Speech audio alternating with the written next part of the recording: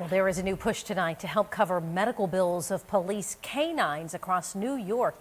It is underway with Jamestown's representative in the state Senate among those leading the charge. And as Justin Gould with our news partner, WNY News Now reports, it's part of the K-9 Officer Health Monitoring Fund sponsored by State Senator George Borrello.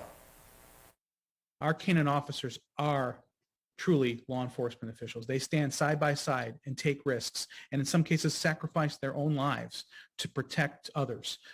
And unfortunately, by law, they are treated not as police officers. They're actually treated as property.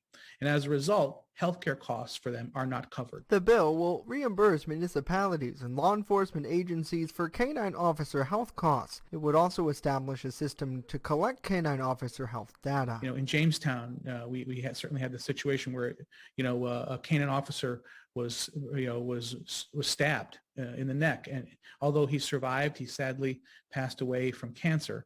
But these animals are partners with our law enforcement officials.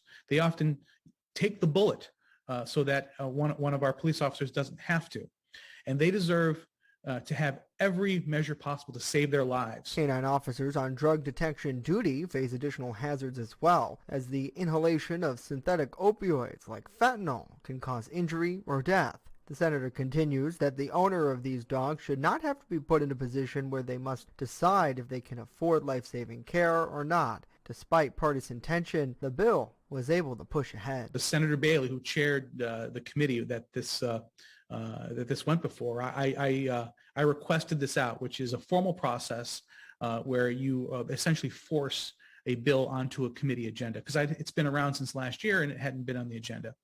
And Senator Bailey came to me and said, "I love this bill." He actually spoke favorably about it, and it passed almost unanimously. Justin Gould, WNY News Now.